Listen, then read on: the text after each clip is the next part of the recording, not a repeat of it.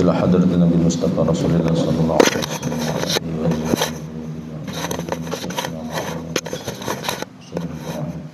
نبذ وشهم بالرحمة والمغفرة إن الله يعين على بركاته وسلم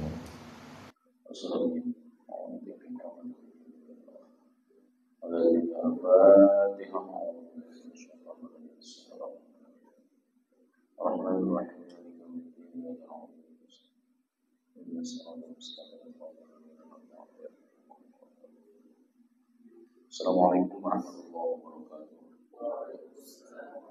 Alhamdulillah, wassalamu ala sayyidina Muhammad Rasulullah wa ala alihi wa ashabihi wa man tabi'ahum bi ihsan.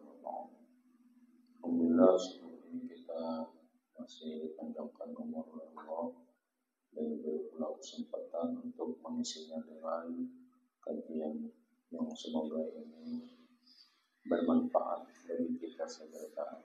Salawat dan salam tanpa pula kita aturkan hadirat baginda Rasul sallallahu alaihi wasallam. Mudah-mudahan ajaran beliau sedang kita pelajari ini menjadikan kita menjadi alasan bagi kita kelak di hari kiamat untuk mendapatkan syafaat beliau. Amin Allahumma amin. Baik, kita lanjut ke ayat berikutnya.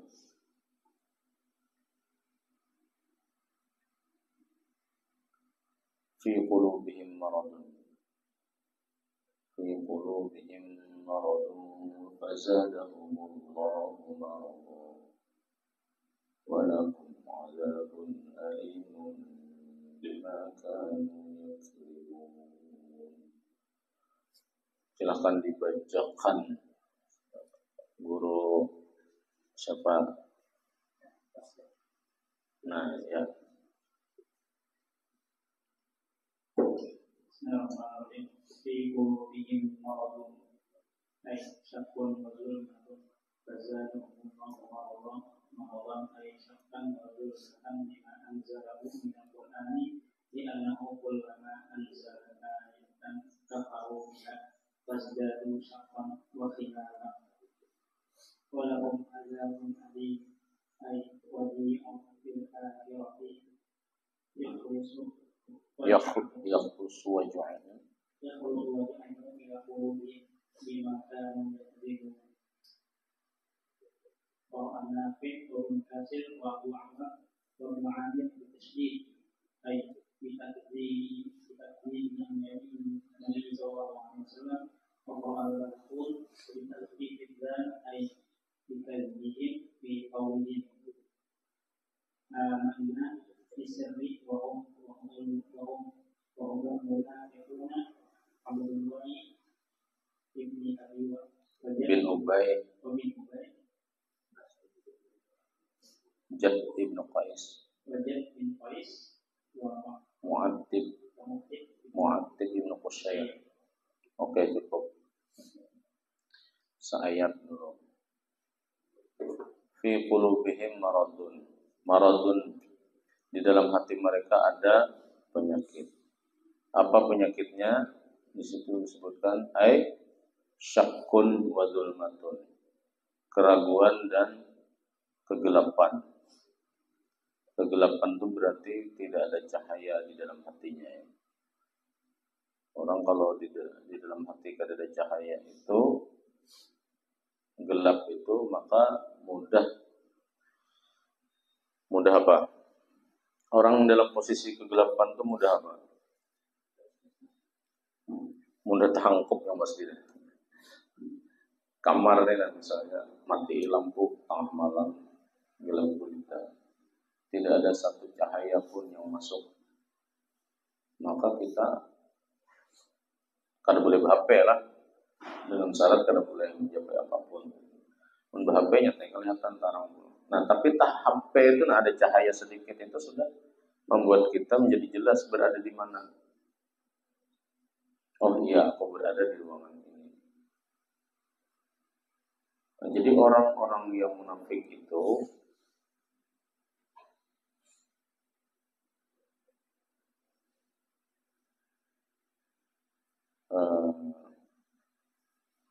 Ini sebelumnya kan ada ayat wa minan nas kan. Wa minan nas may yaqulu amanna. Jadi ada kaitannya dengan karakter orang-orang munafik sebelumnya. Jadi penyakit mereka itu di samping kegelapan tadi ada syak juga. Syak itu ragu-ragu. Yang ragu-ragunya itu ditambah pulang dengan gelap gulita tadi. Jadi itu marad mereka, fazadahumullahu maradan. Lalu Allah tambahkan penyakit itu ke dalam hati mereka. Jadi yang membuat mereka ragu itu tidak hanya diri mereka sendiri, tetapi ada kehendak Allah di situ. Fazada, siapa yang di situ pelakunya? Zada di situ ada pelakunya Allah. Jadi Allah menambahkan penyakit sehingga mereka dalam keadaan ragu dan gelap, atau bahasa lainnya itu sesat. Maka di sini Allah menjadi pihak yang membuat orang-orang munafik itu tersesat. Bolehlah kita menyebut Allah Maha menyesatkan? Bolehkah kita menyebut Allah Maha menyesatkan? Kenapa? Maka di sini jelas nih, fazadahumullahu maradan. Yang menyebabkan mereka sakit tambah itu adalah Allah. Penyakitnya apa tadi? Asyak waz-zulmah, keraguan dan juga kegelapan. Artinya orang dalam kondisi gelap dan ragu itu dalam kesesatan kan. Nya bingung hendak bingung kemana. Karena tidak ada jalan yang bisa dilihat. Betul-betul tertutup. Dan di sini Allah sendiri mengatakan fazadahumullah.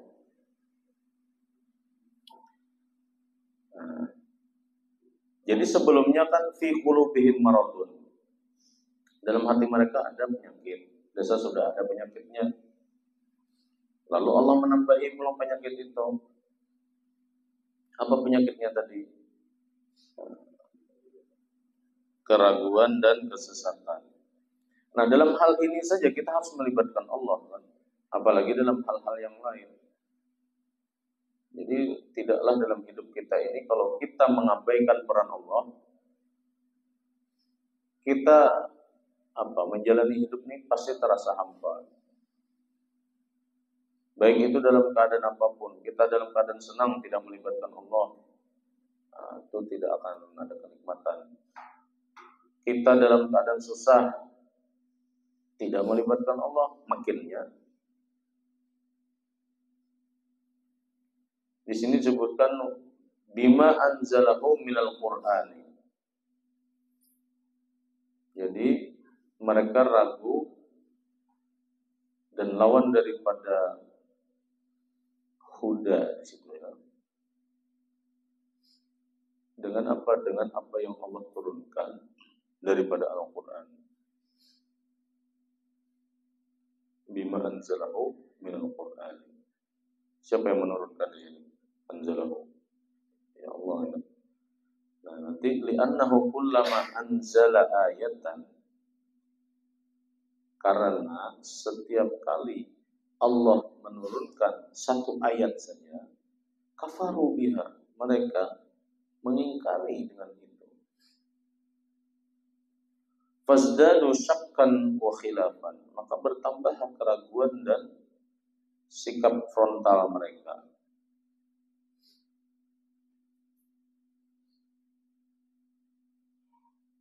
Jadi bilanya ada orang ragu dengan Al-Quran, itu karena apa sih? Kira-kira nih, Bu Buan kan di sini motivasinya mondok di pondok tahfiz Al-Quran. Apa yang ingin dikejar tahfiz ini? Hafalannya saja kan atau apa? Hafalan dulu ya. Karena Bapak, itu kan bagian dari proses kita belajar. Barangkali lewat hafalan itu nanti lambat laun kita menjadi paham. Karena ada orang yang meragukan, Tidak penting dia hafal Quran ini. Apalagi karena mengamalkan juga aja. Ya masalah kita mampu mengamalkan atau kada itu lain dulu. Yang penting ada proses-proses yang kita lewati dulu kan. Sudah bagus membaca, selesai dan kita dengan bacaan, maka harus meningkat. Ya, paling kada pada hafalan.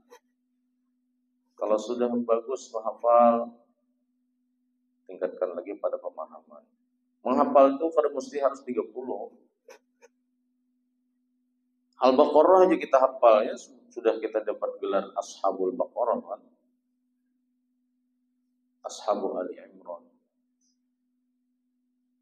Ya, itu bagian dari Al-Quran juga. Maka kalau kita hafal Al-Baqarah, bisa nggak kita disebut hafal Quran? Bisa.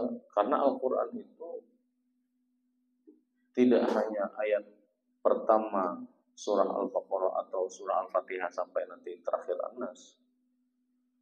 Al-Fatihah itu Al-Quran juga kita menyebutnya. Al-Baqarah itu Al-Quran juga kita menyebutnya. Karena Al-Quran itu definisinya tidak hanya utuh satu kitab saja, tetapi bagian daripada itu kita tetap menyebutnya Al-Quran.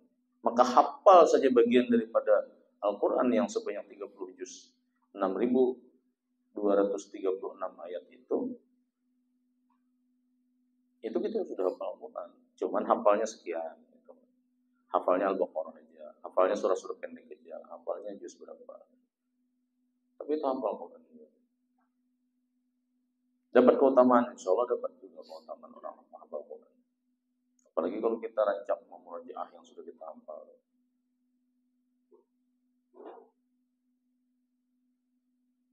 Oke. Jadi mereka ini punya penyakit tidak yakin dengan kebenaran Al-Quran. Walahum adabun alimun.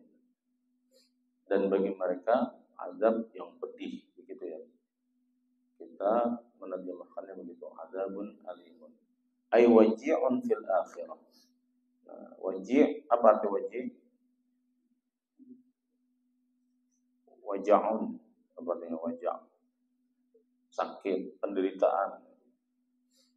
Bagi mereka penderitaan di akhirat. Yakhlus waja'uhu ila qulubihim. Di mana penderitaannya itu, rasa sakitnya itu yakhlus. Yakhlus itu apa? Sampai di sini maksudnya. Jadi khalasa itu tidak hanya ikhlas saja, tidak hanya lepas saja, tidak hanya selamat saja. Khalasa itu artinya juga sampai kepada. Kalau ada ilahnya, berarti yakhlusu ilah itu berarti menembus artinya. Yakhlusu waj'u ila qulubihim. Tembus ke dalam hati mereka. Bima kanu yakdzibun, atas apa-apa yang sudah mereka dustakan. Nah, yakdzibun di sini ada perbedaan qiraatnya. Imam Nafi', Ibnu Katsir, Abu Amr, Ibnu Amir membacanya yukadzibun, bima kanu yukadzibun bit tasydid. Jadi ay bi takdzibihim an-nabiyya sallallahu alaihi wasallam. Bi takdzibihim an-nabiyyi atau an-nabiyya lah bacanya.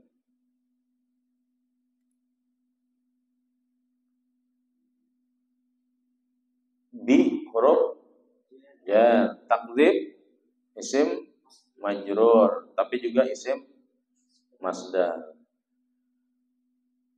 An-nabi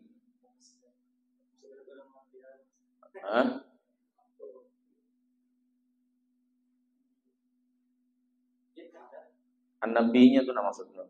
Takdzib. Himnya kan mudhof ilaih karena takdzib di situ mudhof. An-nabinya itu an-nabiyyi kan nabiyya. An-nabi kenapa dibaca nabiyya? Maf'ul. Ya, karena masdarnya beramal. Masdarnya itu jadi jadi kata kerja gitu maksudnya. Kalau bacaan Nabi boleh kan?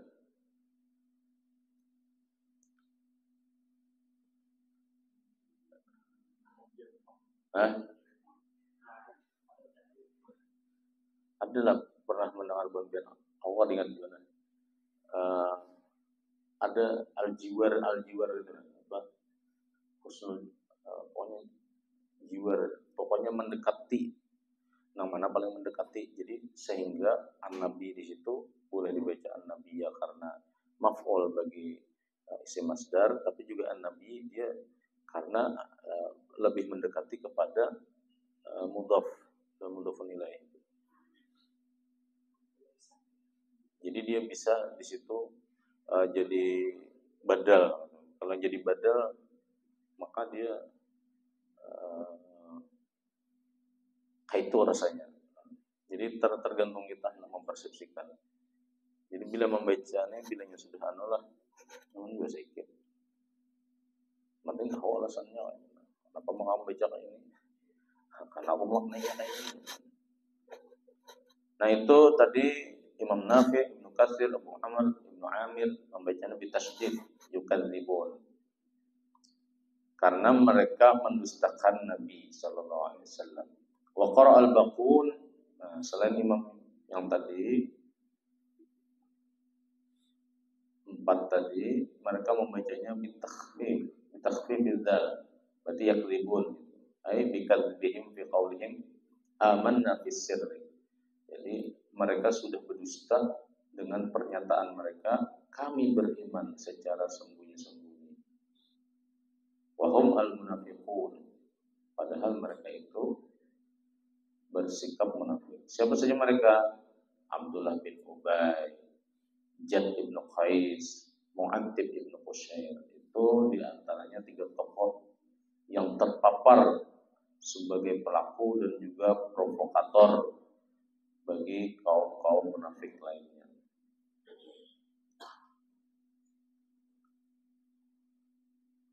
Lanjut apaan? Wa idza qila lahum. Bismillahirrahmanirrahim.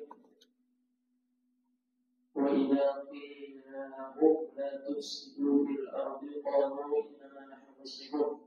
Wa idza qila lahum ayna haula'i al-munafiqin la tufsidu fil ardi بتعويض الناس عن دين محمد صلى الله عليه وسلم قالوا إنما نحن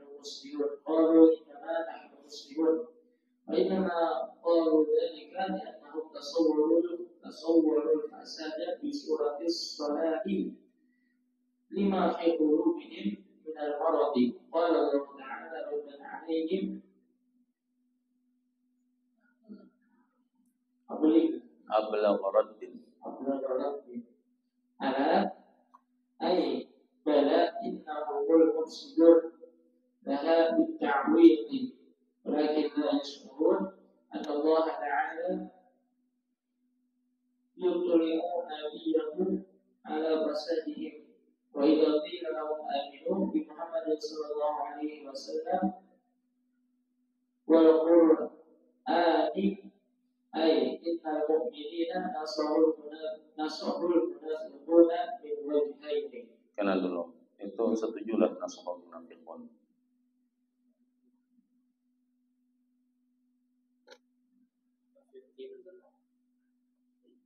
Menurut bikin piana yang pakar-pakar munafiqun kan munafiqin kan gitu. Kayaknya sama di PDF tertulisnya munafiqun kan.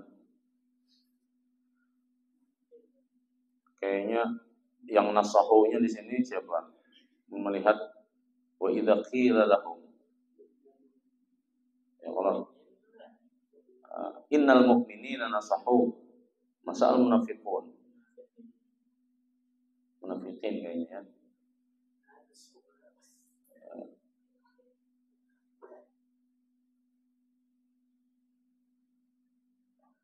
Cukup dulu sampai situ dulu. Wa idza qila wa idza qila lahum, dan apabila dikatakan kepada mereka yaitu haula'il munafiqin, orang-orang munafik, La tufsidu fil ardi. Jangan kalian membuat kerusakan di bumi. Apa bentuk kerusakannya? Ta'wiqin nas, bita'wiqin nas. Ta'wiq apa ta'wiq? Awwaqa yu'awwiqu. Ta'wiqan. Ta'wiq itu menghalangi itu, menghalangi. Ya. Jadi kerusakannya itu ya membegal lah mungkin, membegal orang. Nah, Anas di sini nih ada keterangannya di situ ya. Orang-orang tertentu, tapi bisa juga dimaknai ya umum gitu. Mengingat Al-Quran ini berlaku untuk seluruh. Kita tidak perlu melupakan bahwa Al-Quran ini saat pertama kali diturunkan, lawan bicaranya adalah Rasulullah Nabi Muhammad. Tetapi karena ia juga berlaku untuk umat manusia sepanjang zaman, jadi kadang-kadang bahasanya itu umum, tapi wa urida minhu al-khusus gitu kan. Di sini an-nas, bita'wiqin nas. Adalah kalimat sebelum yang ada an-nasnya. Kan adalah karena ada di bawah tuh. Kama amanan nas. Nah, itu an-nas. Jadi bita'wiqin nas. An-nas di sini maksudnya memang manusia, tapi maksudnya spesifik. Orang-orang yang dihalang-halangi itu adalah sahabat-sahabat Nabi andini Muhammadin sallallahu alaihi wasallam. Nah, konteksnya adalah menghalang-halangi dari masuk atau mengikuti ajaran agama Nabi Muhammad sallallahu alaihi wasallam. Qalu. Nah, saat dinasihati seperti itu, jangan kalian menghalang-halangi, jangan berbuat kerusakan, karena perbuatan kalian menghalang-halangi orang untuk masuk agama Islam itu, agama Muhammad itu adalah perbuatan merusak. Lalu mereka menjawab, sesungguhnya kami orang-orang yang justru melakukan perbaikan-perbaikan. Wa inna ma qalu dzalika li'annahum tasawwarul fasad bi suratis shalah. Kenapa mereka mengaku bahwa mereka memperbaiki bukan merusak? Karena persepsi mereka tentang perbaikan dan perusakan itu berbeda. Jadi mereka mungkin ingin semacam orang ingin melap lantai, ya kan? Tapi dengan kain yang kotor. Niatnya membersihi lantai, lantai kita nih bersih. Tapi pelnya itu kainnya kotor, bahkan dicak, riget. Kira-kira lantainya akan bersih atau tidak? Jadi li'annahum tasawwarul fasad bi surati as-shalah. Mereka berasumsi bahwa yang mereka lakukan itu perbaikan, tapi sesungguhnya adalah kerusakan. Nah, itu banyak hal. Kita kadang-kadang dalam hal keseharian saja niat ingin membaiki kawan misalnya, tapi dengan cara yang justru menyinggunginya. Nah, ini hati-hati. Tapi kita tidak boleh mengalamatkan ayat ini kepada kawan-kawan kita yang tidak munafik ya. Meskipun ayatul munafik itu kan idza haddatsa kadzaba, orang yang suka berbohong, wa idza wa'ada akhlafa, kalau berjanji suka ingkar, dan apabila wa idza tumina khana, dia kasih amanah dia khianat. Itu bisa saja kita alami tiga hal ini. Rancak berdusta misalnya kan, mungkin kita rancak berdusta lah, atau kemudian kita rancak mengingkari janji gitu kan.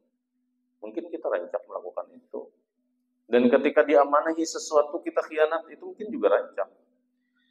Kita mungkin sering berteriak terhadap koruptor gitu kan, karena mungkin kita tidak pernah berada di posisi mereka. Bagaimana kalau kita berada di posisi mereka? Jangan-jangan kita lebih korup dari mereka lagi. Nah, ini sikap-sikap seperti ini bisa jadi kita alami sehari-hari gitu kan. Tapi ya jangan juga mengalamatkan alamat ini kepada kawan-kawan kita yang mukmin. Tapi kita juga jangan tertutup. Maksudnya bisa jadi ayat ini juga berlaku buat kita yang setiap hari mengaku apa? Inna salati wa nusuki wa mahyaya wa mamati lillahi rabbil alamin. Salatku, ibadahku, bahkan hidup dan matiku untuk Allah gitu kan. Tapi ya hanya dikhianatinya sedikit, sakit hati menangis menggeraung di kamar, ya Allah. Allah ini hidup lagi, ya Allah. Masa sakit didustainya misalnya kan. Dunia jadi sempit gitu. Tapi biasanya binian pemakai itu. Lakian jarang. Lakian nih rancakan jadi pelakunya. Iyalah. Binian jadi korbannya. Kenapa? Karena jumlah binian ini 2 kali lipat lakian wah ini kan. Saya menghitungnya dari jumlah mahasiswa di UIN aja, tak tahu di lain lah. Kampus UIN itu asrama lakian cuma 1, asrama binian sudah 3, itu yang reguler. Kalau asrama PKU-nya ya tetap kayaknya 1:2 juga. Terus di lokal saya ngajar itu memang lakian ini paling 5, 6, biniannya 20. Coba. Ini kalau 10 sini 20 kan 2 kali lipat. Kalau ini cuma 5, 6, sini 20 lebih. Berapa kali lipat sudah tuh? 3 kali lipat sudah. Paling kadang 2 kali lipat lah di lokal lah, karena tahu bang di tempat yang lain ya. Nah bunpian di lokal bunpian banyakan mana? Di syariah kayak PMH. Banyak lakian lah bilangnya lah. Oh iya. Nah berarti ada aja tuh yang banyak lakian. Berarti jurusan-jurusan tertentu memang banyak lakiannya pada biniannya. Kebetulan saya mengajarnya di mungkin yang banyak diminati kebinian lah. Tahu juga yang Allah bisa. Nah jadi begitu ya. Annahum tasawwaru al-fasada bi suratis salah. Lima fi qulubihim minal marad. Padahal di hati bulannya itu jelas ada penyakitnya. Penyakitnya tadi apa? Asyak wa dzulmah.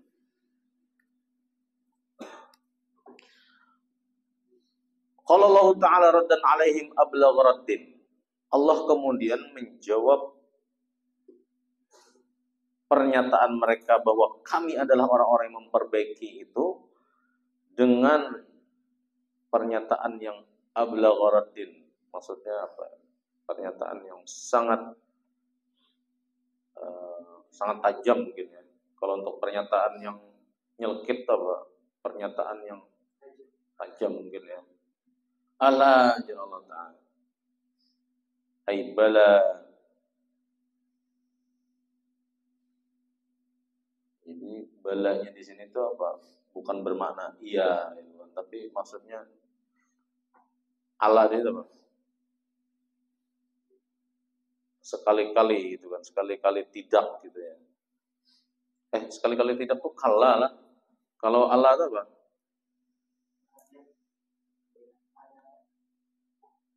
Di sini sebutkan bala berarti iya, tapi alanya tuh bisa jadi mulai kayak jangan bahasa kita orang Banjar pulang ujur juga nah udah yang itu. Ala innahum hum. Nah, ada banyak situ taukidnya. Innahum hum pulang. Banyak banget taukidnya situ. Al-mufsidun. Ketahuilah ya, sesungguhnya mereka itulah buhannya itu nah bahasanya kita tuh. Al-mufsidun, orang-orang yang membuat kerusakan. Kayak apa merusaknya? Bitta'wik. Itu tadi menghalangi orang masuk Islam, dihalang-halanginya. Nah, fenomena masuk Islam yang dihalang-halangi itu tidak dari dulu saja ya. Ini Al-Quran sudah menjabarkan dari dulu. Dan sampai sekarang kan sebetulnya. Pelakunya saja berbeda. Kalau dulu itu mungkin orang kafir Quraisy. Kalau sekarang konteksnya kalau di Indonesia mungkin tidak ada orang kafir Quraisy. tapi mungkin agama-agama selain Islam. Kita tangguhi aja nah, agama di dunia ini yang punya tradisi atau punya kewajiban dakwah itu agama apa? Islam. Yang kedua, yang agama diakui di Indonesia apa? Ada Katolik, ada Kristen, Hindu, Buddha, Konghucu. Konghucu ada dakwahnya kada bukan itu? Kayaknya kada dalam. Buddha sama, Hindu sama. Cuma Kristen, Katolik dan Islam saja yang ada dakwahnya. Indonesia kalau seandainya Yahudi itu juga masuk bagian daripada agama yang diakui, nah itu Yahudi juga bukan agama dakwah, mereka tuh eksklusif juga. Tidak ada ngajak-ngajak orang itu, tidak ada tradisi itu. Yang ada dakwah itu kemana-mana sampai ke pelosok-pelosok mengirim tim gitu kan. Kalau orang Islam mungkin tim ustadz-ustadznya, kalau misionaris, Kristen misionarisnya gitu kan. Jadi itu tuh. Bukan akan merasakan kalau berada di sebuah daerah, di mana daerah tersebut asli penduduknya itu bukan beragama Muslim, bahkan tidak masuk dalam 6 agama yang diakui di Indonesia. Karena masuk. Ada kan di benua kita? Ada. Agamanya apa? Kaharingan. Agama ada kaharingan tuh. Kalau dalam pendidikan Pancasila kita, bagian daripada kepercayaan mungkin ya, tidak diakui sebagai agama. Oleh karena itu kasihan beban itu. Di KTP-nya tuh kalau hendak urusan administrasi apapun, agamanya bingung mereka. Nah, orang-orang seperti ini yang akhirnya didakwahi itu tadi, dicari-cari itu jalan. Amunnya hari ini banyak beban sini bari, jadi itu agamanya. Oh, beban sini banyak, itulah. Tapi umumnya kalau mereka sudah masuk Islam bukan karena diajak tadi ya, karena perkawinan atau bukan karena cinta dan seterusnya, tapi betul-betul dia punya kesadaran untuk karena misalnya terpesona dengan ajaran Islam itu sendiri, terpesona dengan kitab suci Al-Quran, itu biasanya susah itu digoyahkan. Umumnya susah digoyahkan. Tapi kalau mereka ya karena tadilah karena karir, barangkali karena cinta gitu, percintaan atau perkawinan, atau karena tadi kebingungan, karena harta, itu biasanya mudah goyah. Tapi kalau misalnya mereka karena misalnya takjub dengan ajaran Al-Quran, biasanya awet. Jadi at-ta'wik itu sudah ada sejak zaman dulu dan sampai sekarang. Walakin la yash'urun, tapi mereka tidak merasa.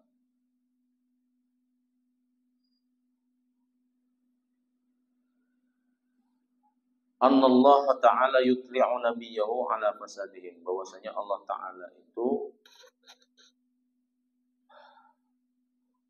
memberikan petunjuk lah istilahnya, menginformasikan kepada Nabi Muhammad tentang kerusakan mereka itu. Jadi mereka tidak sadar, tapi Rasulullah tahu. Dari mana Rasul tahu? Ya karena Allah yutli'u nabiyahu ala fasadihim. Allah membeberkan kerusakan atau perilaku mereka yang ta'wid tadi kepada Rasulullah SAW. Oke, lanjutkan lagi sayat. Sayat apa sih? Siapa lagi? Oh, bantuan guru banyak.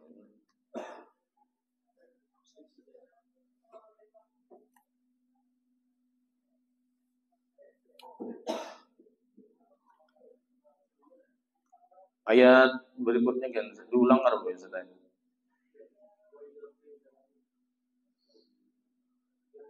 Wa idza qila lahum aminu kama amana an-nasu qalu anu'minu kama amana as-sufahaa innahum humus-sufahaa walakin la ya'lamun.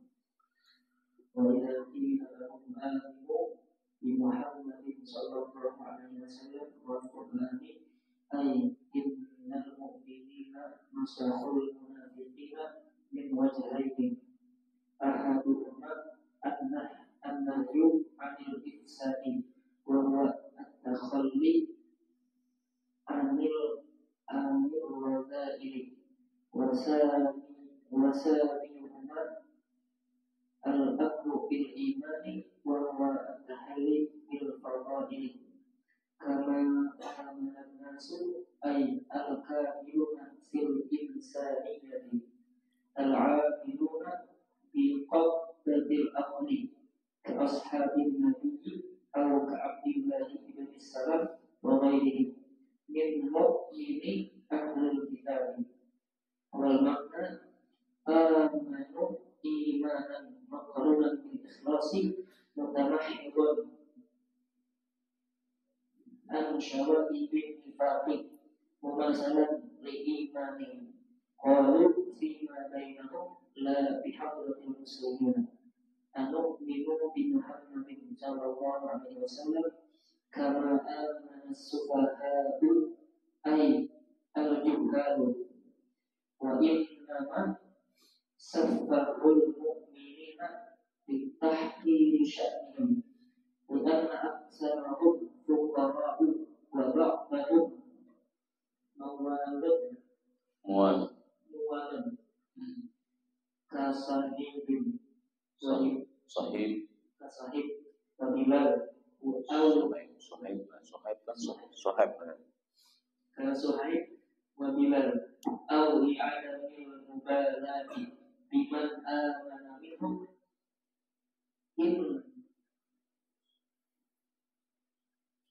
إن فسر الناس بعبد الله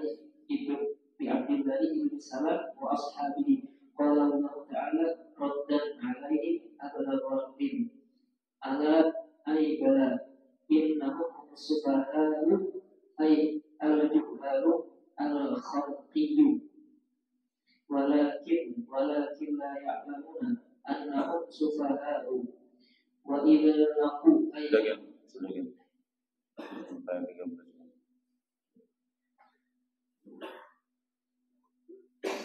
Baik, wa idza qila lahum aminu, dan apabila dikatakan kepada mereka berimanlah di Muhammadin sallallahu alaihi wasallam Al-Qur'an, dan kepada Nabi Muhammad dan kepada Al-Qur'an.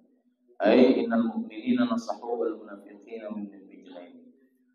Bahwasanya orang-orang beriman memberikan nasihat kepada orang-orang munafik itu dengan dua hal. Ahaduhuma an-nahyu 'anil ifsad. Pertama yaitu melarang mereka berbuat kejahatan. Wa huwa at-takhalli 'anil radha'il. Dalam ilmu tasawuf, at-takhalli itu adalah melepaskan atau menanggalkan hal-hal yang kotor yang melekat pada diri seseorang. Jadi sebelum kita isi diri kita itu dengan hal-hal yang baik, kita kosongkan dulu diri kita ini dengan hal-hal yang buruk. Jadi sebetulnya jihad kita itu dalam setiap hari itu tidak hanya perilaku-perilaku baik saja, tapi meninggalkan yang haram, yang buruk, yang jahat itu juga kalau dalam dunia tasawuf itu mungkin langkah awal. Jadi membersihkan kekotoran-kekotoran yang ada pada diri itu. Setelah itu baru yang kedua al-amru bil iman wa huwa at-tahalli bil fadhail. Jadi setelah melarang dari berbuat yang buruk, hanya perintah beriman. Setelah kita menanggalkan kotoran-kotoran, baik itu bersifat fisik dan lebih hebat lagi adalah metafisik yang tidak terlihat pada diri kita, kotor-kotor yang ada dalam hati terutama. Setelah itu dibersihkan, barulah al-amru bil iman, hanya diisi dengan keimanan, yakni at-tahalli bil fadhail, hanya diisi dengan keutamaan-keutamaan. Dalam dunia tarekat juga rata-rata tirakat itu juga dilakukan seperti itu. Jadi bagaimana riyadhah dalam dunia tarekat itu, pertama ya kita kad boleh ini, kad boleh itu. Banyak larangan-larangan. Dan larangan-larangan itulah yang membuat ia kemudian bisa melakukan riyadhah tadi secara maksimal. Orang kalau riyadhah tapi tetap melakukan hal-hal yang buruk ya tidak bisa. Riyadhahnya akhirnya jadi hampa. Nabi Adam pertama kali dilarang itu adalah makan buah kan. Tapi bukan larangannya cuma satu itu kan. Yang lain boleh semuanya, tapi dilarang satu itu. Nah, tapi itu nantilah di ayat-ayat tentang itu saja kita bicarakan. Jadi kita tuh perlu juga terhadap larangan-larangan terhadap sesuatu itu supaya kita bisa mengontrol diri kita.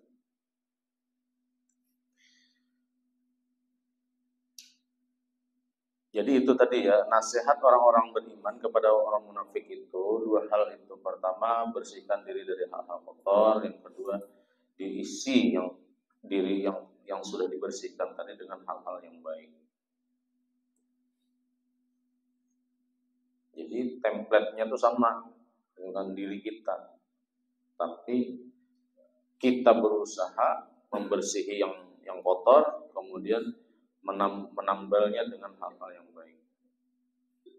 Tapi dalam keseharian kita memang susah juga ya menghindari hal-hal yang kotor. Karena kita ini manusia biasa kan, bukan malaikat. Jadi ya setiap hari itu ada aja kelakuan kita itu yang tapi jalan Nabi itu wa'atbi'i sayyi'atal hasanata tamhuha. Penting itu. Kalau ada keburukan-keburukan kita lakukan, timpali dengan kebaikan-kebaikan supaya apa? Tamhuha tadi. Ada kaitannya tadi. Kita setiap kali takhallinya mungkin tidak maksimal. Tapi ketika ada kotoran ya kita tidak bisa maksimal takhallinya, langsung saja tahalli dengan fadail, dengan kebaikan-kebaikan. Kama amanan nasu ay al-kamiluna fil insaniyah. An-nas di sini diterjemahkan, ditafsirkan al-kamiluna fil insaniyah. Orang-orang yang aspek kemanusiaannya itu sudah paripurna begitu ya. Al-kamiluna fil insaniyati. Jadi orang yang aspek kemanusiaannya itu sudah ya sempurna lah dalam kacamata kemanusiaan saja, bukan dalam kacamata Allah. Kacamata Allah tidak ada yang sempurna gitu. Al-amiluna biqadiyatil aqli. Nah, orang-orang yang memaksimalkan kinerja akal. Ka ashabin Nabi. Nah, sebagaimana sahabat-sahabat Nabi. Sahabat-sahabat Nabi itu sudah maksimum mereka itu, maksimum prime gitu kan. Au ka Abdullah bin Salam wa ghairihi. Au ka Abdullah bin Salam wa ghairihi. Dan sebetulnya an-nas di sini itu bisa umum, tapi bisa juga adalah Abdullah bin Salam dan teman-temannya. Karena yang saat itu berani terang-terangan mengaku beriman dan tidak peduli dengan ajakan orang-orang munafik itu ya Abdullah bin Salam ini. Abdullah bin Salam ini aslinya agamanya apa? Rasanya ini tuh yang jadi bang, yang kalau mengakses apa ingat lagi. Abdullah bin Salam itu sebelumnya pendeta atau pendeta Yahudi atau pendeta Nasrani. Ya pokoknya itulah ya sebelumnya itu. Nah mereka ini sebagaimana berimannya orang-orang yang diakui Al-Quran di situ disebut An-Nas, tetapi tafsirannya di sini adalah Abdullah bin Salam dan teman-temannya.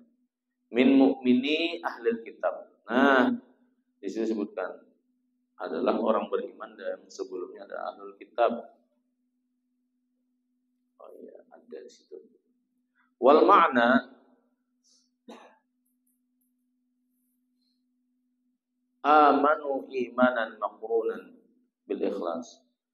Dan makna daripada beriman di sini adalah iman yang dibarengi dengan sikap ikhlas.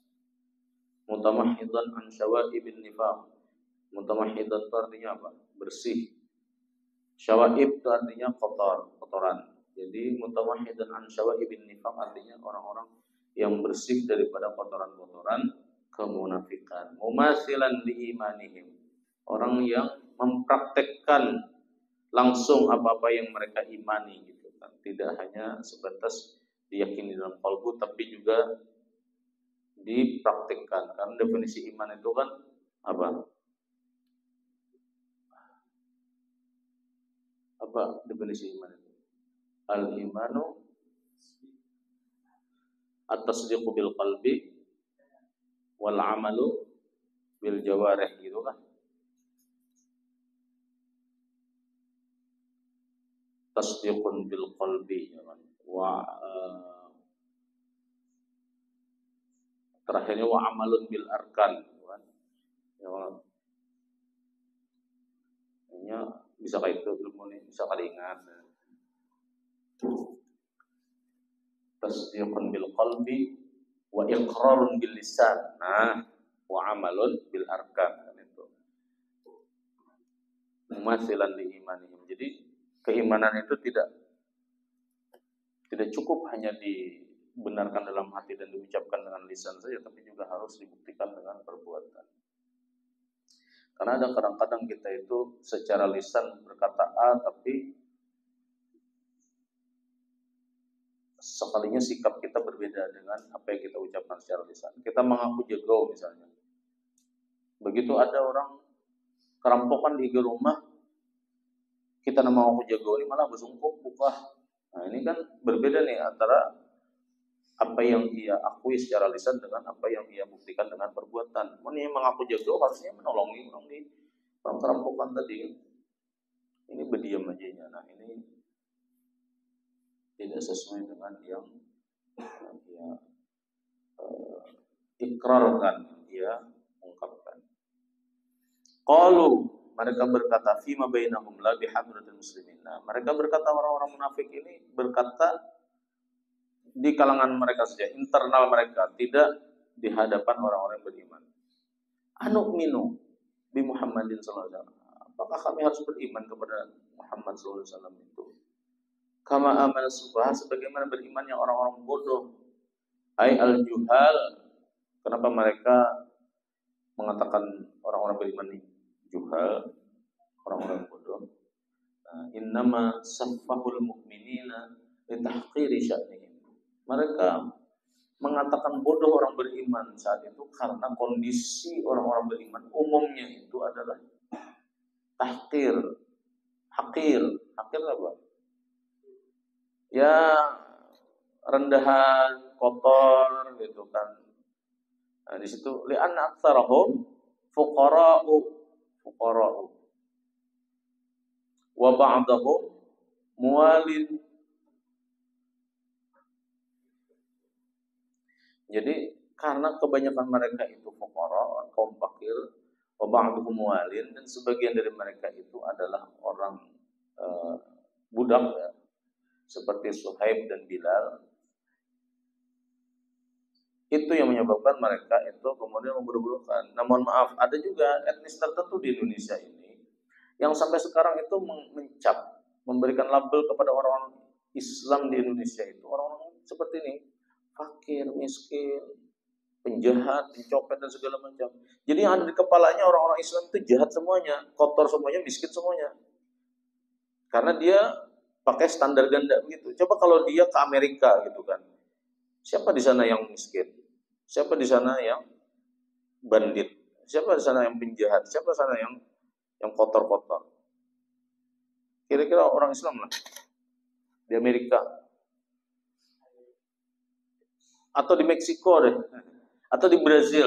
Nah, siapa di sana yang kotor-kotor, yang perampok di sana, yang penjahat di sana, yang pencuri di sana, yang marigat di sana itu siapa? Jadi standarnya itu pada kawan kayak itu. Kalau melihat hanya di sini kemudian dikaitkan dengan agama tertentu, orang Islam itu kotor-kotor, orang Islam itu. Ya karena dia melihatnya standarnya di Indonesia mayoritas Muslim. Coba kalau yang melihatnya di Brazil sana, yang mayoritas non-Muslim, Kristen misalnya, siapa yang kotor di sana? Siapa yang penjahat di sana? Siapa? Nah, akan kelihatan juga siapa. Jadi tidak bisa mengkaitkan itu dengan agamanya. Oknumnya, ya. Nah, itu ternyata terjadi mulai zaman Nabi itu sudah ada asumsi anggapan-anggapan begitu. Orang Islam itu hakir, rendahan, gitu kan, miskin dan seterusnya. Terjadi nggak di Indonesia sekarang? Terjadi bagi etnis-etnis tertentu, ya. Mereka melihat kenapa misalnya melarang anaknya untuk masuk agama Islam. Kalau agama lain silahkan, tapi jangan Islam. Karena Islam itu kotor, Islam itu miskin, Islam itu fakir, Islam itu lemah dan seterusnya. Ya itu terjadi. Atau alasan lain, li'adami al-mubalati biman amana minhum. Atau sikap mereka yang membodoh-bodohkan itu karena mereka tidak peduli dengan siapa yang beriman saat itu. Infusira an-nasu bi'abdillah ibn salam wa ashabihi. Apabila yang dimaksud daripada kata an-nas, yang amanan nas di situ adalah Abdullah bin Salam dan kawan-kawannya, maka mereka tidak peduli dengan keimanan Abdullah bin Salam dan teman-temannya. Abdullah bin Salam, papangnya, modelnya kayak itulah, direndahkannya, tahqir. Jadi mereka merendahkan Abdullah bin Salam dan kawan-kawannya. Makanya mereka mengatakan amanas sufaha, as-sufaha, mereka melampirkan kepada Abdullah bin Salam dan teman-temannya. Qala Allah Ta'ala raddan alaihim ablagh raddin. Allah kemudian membalas statement mereka dengan statement yang juga tajam. Ala aibala, okelah innahum humus sufaha, tapi sesungguhnya mereka itulah yang juhal. Al-juhal al-kharqi, bodoh dan ceroboh. Begitu ya. Walakin la ya'lamun, tetapi mereka tidak mengetahui. Tidak mengetahui apa? Annahum sufaha, bahwa mereka itu adalah orang-orang yang bodoh sesungguhnya. Nah, demikian kiranya yang kita bacakan hari ini. Mudah-mudahan ada manfaatnya.